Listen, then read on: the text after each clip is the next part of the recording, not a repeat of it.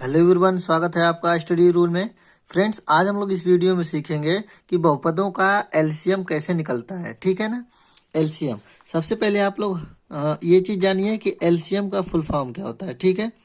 LCM का full form क्या होता है, तो ये होता है एल से मतलब होता है लोवेस्ट। ठीक है, लोवेस्ट। सी से मतलब क्या होता है आपका कॉमन। ठीक है, कॉमन। एम से क्या होता है आपका मल्टीपल। ठीक है, मल्टीपल। ठीक है, ये हो गया आपका लोवेस्ट कॉमन मल्टीपल। ठीक है, एलसीएम का फुल फॉर्म होता है आपका। अब देखिए, एलसीएम की बात आती है तो हम लोग गुणनखंड विधि से पढ़े होंगे। जैसे कि ये मान लीजिए 4 और ये 6। 6 का हम लोग 4 और 6 का एलसीएम निकालते हैं तो इस तरह निकालते हैं गुणनखंड विधि से।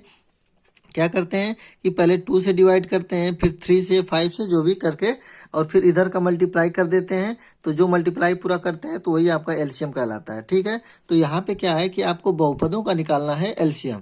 तो इसमें कैसे निकलेगा, तो इसमें भी आपको क्या करना है कि जो भी संख्याएं दी हैं उनका गुणनखंड करना पड़ेगा। तो गुणनखंड किसका करना है, देखिए 4x³ y² z 8। तो देखिए यहाँ पे लिख देते हैं 4x³ y² और z के पावर 8। ठीक, और दूसरी क्या है संख्या, दूसरी संख्या भी लिख लीजिए। आपका कितना है, 5x के पावर 5, और क्या है आपका y z⁻। ठीक है, इन्हीं का निकालना है हम लोग को एलसीएम। तो देखिए 4 और ये 5 है, यहाँ पे अंक में तो 4 और 5 है, तो ऊपर आप लिख लीजिए 4 मल्टीप्लाई, और नीचे क्या है आपका 5 है तो 5 मल्टीप्लाई। दो चीज हो गया। अब देखिए यहाँ पे x के पावर 3 है और यहाँ पे कितना है, x के पावर 5 है। तो पहले क्या कर लीजिए, आप x के पावर 3 के रूप में तोड़ लीजिए।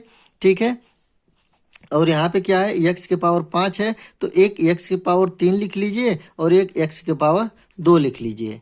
ठीक है, हो गया आपका इतना तक।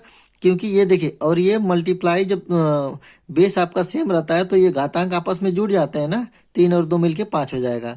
तो इतना हो गया, आप समझ गए। और यहाँ पे देखिए एक y है और यहाँ पे क्या है, y² है। तो यहाँ पे हम लोग क्या करेंगे, एक y पहले लिख लीजिए और एक 2y, मतलब y² हो जाएगा आपका। और यहाँ पे नीचे एक y है तो एक y हो गया, y तक हो गया आपका। अब देखिए यहाँ पे क्या है, z के पावर 8 है और यहाँ पे क्या है, z के पावर 3 है।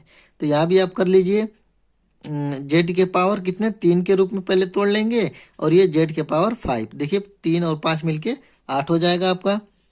और नीचे कितना दिया हुआ है आपका, z के पावर 3। बस आपको इतना तक आपको करना है। ये आपका क्या हो गया, गुणनखंड हो गया। अब क्या करेंगे, हम लोग पेयर बनाएंगे। ठीक है, तो पेयर कौन कौन सा बन रहा है, देखिए x के पावर 3 3 का ये पेयर बन गया। इसीलिए हमने क्या किया कि x के पावर 5 को हमने x के पावर 3 और x के पावर 2 के रूप में तोड़ा था, क्योंकि x के पावर यहाँ पे 3 और यहाँ पे 3 दोनों आपस में मिल जाएंगे, तो यहाँ से आपका कॉमन हो जाएगा। ठीक है, ये चीज हो गया। और यहाँ पे देखिए एक y और एक y यहाँ भी कॉमन हो रहा है आपका, और यहाँ पे z के पावर 3 कॉमन हो रहा है। इतना हो गया आपका ना।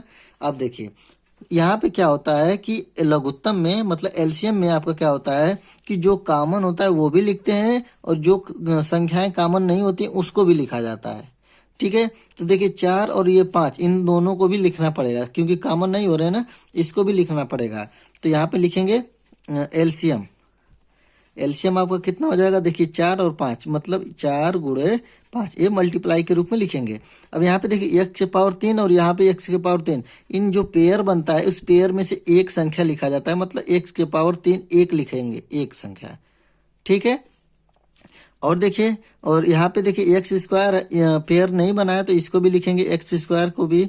यहाँ पे देखिए y का नहीं बनाया तो इसको भी लिखना पड़ेगा, यहाँ भी लिख लेते हैं इसको भी y। और यहाँ पे देखिए पेयर बना हुआ है तो यहाँ से भी एक y लिखेंगे। और यहाँ पे क्या है, ZQ है, तो यहाँ भी लिख लीजिए आप ZQ। और एक क्या बच गया आपका, z के पावर 5। अब इनका आपस में मल्टीप्लाई कर देंगे तो वही आपका निकल जाएगा आपका एलसीएम। ठीक है, देखिए कितना हो जाएगा, ये यहाँ पे कितना हो जाएगा, 4 5 20, यहाँ पे 20 हो जाएगा।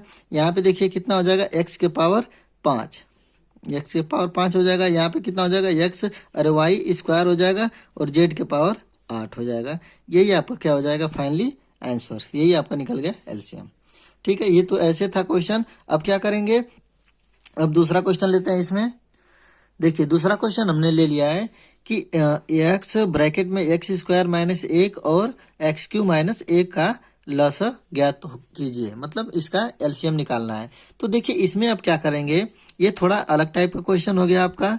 इसका भी हमको क्या करना है, गुणनखंड ही निकालना है। ठीक है, गुणनखंड निकाल दिए तो समझिए आपका एलसीएम निकल गया।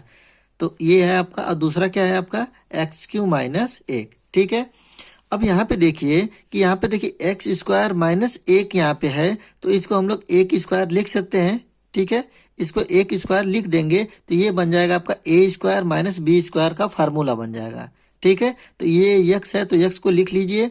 ठीक है, और देखिए ए स्क्वायर माइनस बी स्क्वायर का फार्मूला क्या होता है, एक बार एक ब्रैकेट में क्या होता है, एक बार जोड़ना रहता है और एक बार क्या होता है, घटाना रहता है। मतलब ए प्लस बी और दूसरे में ए माइनस बी। वहाँ भी यहाँ भी देखिए वैसे ही हम लोगों को करना है।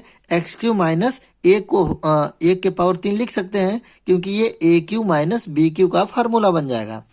तो ए क्यू माइनस बी क्यू का फार्मूला क्या होता है आपका, कि एक ब्रैकेट में ए माइनस बी मतलब एक्स माइनस एक। ठीक है, और दूसरे वाले ब्रैकेट में क्या होता है आपका, कि पहले पद का वर्ग धन दूसरे पद का वर्ग। दूसरा पद कौन सा, एक है तो एक का वर्ग एक ही होता है, और फिर क्या होता है, प्लस ए बी होता है। तो एक ए और ये बी मतलब यक्स मल्टीप्लाई वन करेंगे तो यक्स ही आएगा आपका। ठीक है, ये हो गया आपका गुणनखंड।